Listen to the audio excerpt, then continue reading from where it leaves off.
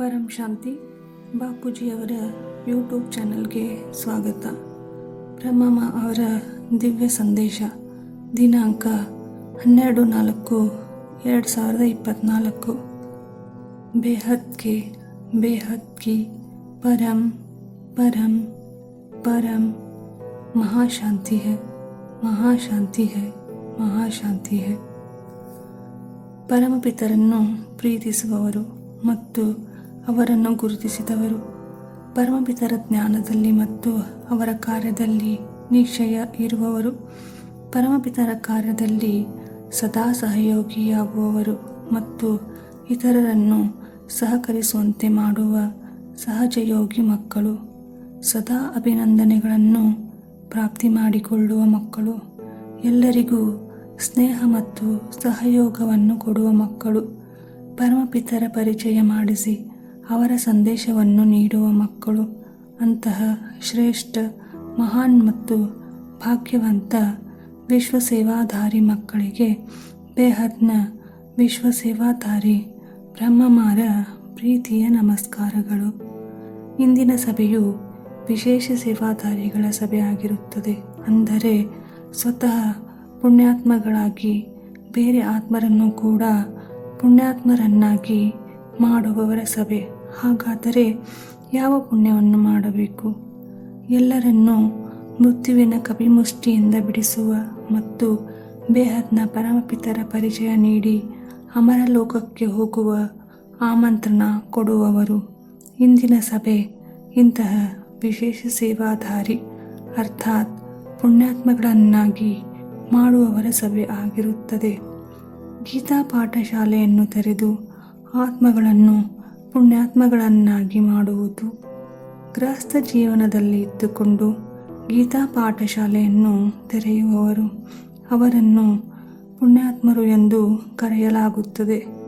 ಗೀತಾ ಪಾಠಶಾಲೆ ತೆರೆಯುವುದು ಎಂದರೆ ಪುಣ್ಯಾತ್ಮರಾಗುವುದು ಎಂದು ಅರ್ಥ. ಪ್ರತಿಯೊಂದು ಆತ್ಮವನ್ನು ಪಾಪಗಳಿಂದ ಶಾಶ್ವತವಾಗಿ ಮುಕ್ತಿಗೊಳಿಸುವುದೇ ದೊಡ್ಡ ಪುಣ್ಯ. ಬೇಹದ್ನ ಪರಮಪಿತರ ಪರಿಚಯ ನೀಡಿ ತಮ್ಮ ವಿಕರ್ಮಗಳನ್ನು ಹೇಗೆ ನಾಶಪಡಿಸಬಹುದು ಎಂಬ ವಿಧಾನವನ್ನು ಆತ್ಮರಿಗೆ ತಿಳಿಸಬೇಕು. ಇದುವೇ ಪುಣ್ಯ. ಗೀತಾ ಪಾಠಶಾಲಾ ಹೆಸರು ತುಂಬ ಚೆನ್ನಾಗಿದೆ. ಗೀತಾ ಪಾಠಶಾಲೆಯವರು ಅರ್ಥಾತ್ ಸದಾ ಸ್ವತಃ ಗೀತಾ ಪಾಠವನ್ನು ಓದುವವರು ಮತ್ತು ಕಲಿಸುವವರು. ಗೀತಾ ಜ್ಞಾನದ ಮೊದಲ ಪಾಠ ಅಶರೀರಿ ಆತ್ಮ ಆಗುವುದು. ಬೇಹದ್ನ ಪರಮಪಿತರು ಏನು ಹೇಳಿದ್ದಾರೆ? ಆತ್ಮಸ್ವರೂಪ ಧಾರಣೆ ಮಾಡಿಕೊಂಡು ಬೇಹದ್ನ ಪರಂಧಾಮದಲ್ಲಿ ಸ್ಥಿತರಾಗಿ ಬೇಹದ್ನ ಪರಮಪಿತರೊಂದಿಗೆ ಕನೆಕ್ಟ್ ಆಗಿ ಪವರನ್ನು ಪಡೆಯಬೇಕು. ಆ ಪವರ್ನಿಂದ ನಿಮ್ಮ ಸಂಕಲ್ಪಗಳು ಈಡೇರುತ್ತವೆ. ಅಶರೀರಿ ಆತ್ಮರಾಗಿ ಮತ್ತು ಕೊನೆಯ ಪಾಠ ಮೋಹವನ್ನು ನಷ್ಟಗೊಳಿಸಿ ಸ್ಮೃತಿ ಸ್ವರೂಪರಾಗಿ. ಮೊದಲು ಸ್ವತಃ ಓದುವುದು, ನಂತರ ನಿಮಿತ್ತರಾಗಿ ಬೇರೆಯವರಿಗೆ ಕಲಿಸುವುದು. ಇದು ನಿಜವಾದ ಗೀತಾ ಪಾಠಶಾಲೆಯ ವಿಧಾನವಾಗಿದೆ. ಹಾಗಾಗಿ ಗೀತಾ ಪಾಠಶಾಲೆಯವರು ಹೀಗೆ ಸೇವೆ ಮಾಡುತ್ತಾರೆ. ಏಕೆಂದರೆ ಬೇಹದ್ನ ಮಕ್ಕಳು ಈ ಪ್ರಪಂಚದ ಮುಂದೆ ಬೇಹದ್ನ ಪರಮಪಿತರ ಜ್ಞಾನದ ಉದಾಹರಣೆಯಾಗಿದ್ದಾರೆ. ನಾವು ಗೀತಾ ಪಾಠಶಾಲಾ ಎಂದು ಯಾವುದನ್ನು ಕರೆಯುತ್ತೇವೆ ಮತ್ತು ಯಾವುದನ್ನು ಸೆಂಟರ್ ಎಂದು ಕರೆಯುತ್ತೇವೆ? ಇವುಗಳಲ್ಲಿರುವ ವ್ಯತ್ಯಾಸ ಏನು? ಸೆಂಟರ್ಗಳಲ್ಲಿ ಮಕ್ಕಳು ಇರುತ್ತಾರೆ ಮತ್ತು ಜನರು ಇರುತ್ತಾರೆ.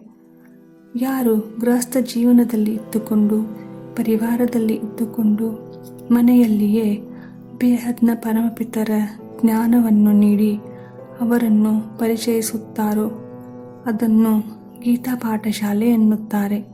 ಯಾರನ್ನು ಅವರು ಇಟ್ಟುಕೊಳ್ಳುವುದಿಲ್ಲ, ಜ್ಞಾನವನ್ನು ನೀಡುತ್ತಾರೆ ಮತ್ತು ತಮ್ಮ ತಮ್ಮ ಪರಿವಾರವನ್ನು ನೋಡಿಕೊಳ್ಳುತ್ತಾರೆ. ಇದನ್ನು ಗೀತಾ ಪಾಠಶಾಲೆ ಎನ್ನುತ್ತಾರೆ. ಕೆಸರಿನಲ್ಲಿ ಇರುವ ಕಮಲದ ಹಾಗೆ ಅವರು ಜೀವನ ನಡೆಸುತ್ತಾರೆ. ಗೀತಾ ಪಾಠಶಾಲೆಯವರ ಮೇಲೆ ದೊಡ್ಡ ಜವಾಬ್ದಾರಿ ಇದೆ. ಬೇಹದ್ನ ಪರಮಪಿತರು ಗುಪ್ತವಾಗಿ ಇರುತ್ತಾರೆ. ಅವರ ಪರಿಚಯ ಯಾರಿಗೂ ಇರುವುದಿಲ್ಲ. ಕೆಲವು ಮಕ್ಕಳಿಗೆ ಮಾತ್ರ, ಅಂದರೆ ಬೆರಳೆಣಿಕೆಯಷ್ಟು ಆತ್ಮಗಳಿಗೆ ಮಾತ್ರ ಅವರ ಪರಿಚಯ ಇರುತ್ತದೆ.